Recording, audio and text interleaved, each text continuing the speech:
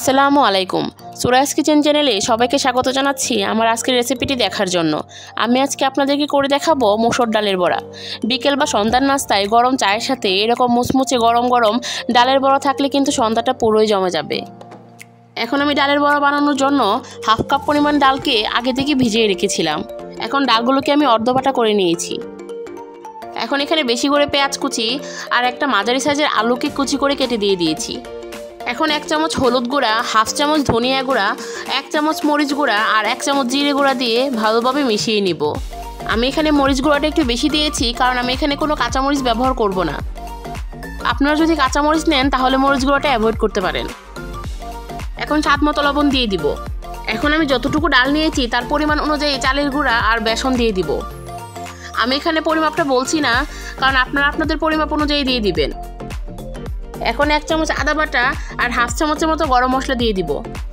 আমি কিন্তু এখানে কোনো রসুনের পেস্ট ব্যবহার করিনি, তবে আপনারা চাইলে রসুনের পেস্টটাও দিতে পারেন। আবারও ভালোভাবে মেখে নিব। আমি এখানে মাখানোর কাজটা হাত দিয়েই করছি, আপনারাও চেষ্টা করবেন হাত দিয়ে মেখে নিতে, কেননা হাত দিয়ে মেখে নিলে সবচেয়ে ভালো হয়। আমার মিশিয়ে নেওয়া হয়ে গিয়েছে। এখন বড়াগুলোকে ভাজার জন্য চুলাতে একটা প্যান বসিয়ে তাতে পর্যাপ্ত পরিমাণে তেল দিয়ে দিব। তেলটা গরম হয়ে আসা পর্যন্ত অপেক্ষা করব। দেখেন আমি চেক করে নিয়েছি তেল গরম হয়ে গিয়েছে। এখন এক এক করে সবগুলো ডালের বড়া দিয়ে দিব।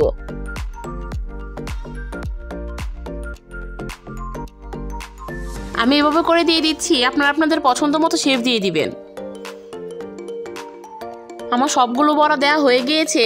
এখন চুলার আঁচটাকে মিডিয়ামে রেখে বড়াগুলোকে ভেজে নেব। বড়াগুলোর এক পাশ ভাজা হয়ে গিয়েছে, বড়াগুলোকে আমি উল্টিয়ে অপর পাশটাও ভালোভাবে ভেজে নেব। বড়াগুলোকে ভাজার সময় অবশ্যই কিন্তু চুলার আঁচটাকে মিডিয়ামে রাখতে হবে, নয়তো বড়ার উপরের পাশটা বেশি ভাজা হয়ে যাবে আর ভিতরে কাঁচা রয়ে যাবে। দেখেন আমি কিন্তু বড়াগুলোকে উল্টিয়ে পাল্টিয়ে ভেজে নিচ্ছি।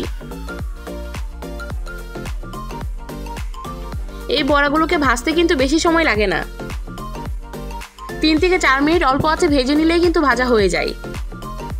আর একটু সময় নিয়ে ভাজলে খেতেও মজা হয়। তাই আপনারাও চেষ্টা করবেন বড়াগুলোকে একটু সময় নিয়ে ভাজার জন্য। আমার সবগুলো বড়া ভাজা হয়ে গিয়েছে। এখন আমি বড়াগুলোকে উঠিয়ে নিব।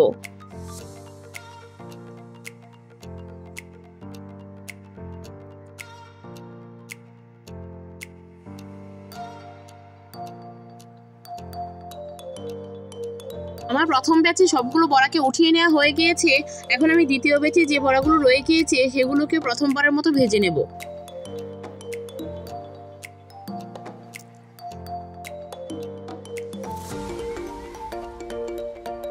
আমি এখানে বড়া বানানোর জন্য শুধু মসুরের ডালটা নিয়েছি, তবে আপনারা চাইলে যে কোনো ডাল দিয়ে এই বড়াটা বানাতে পারেন।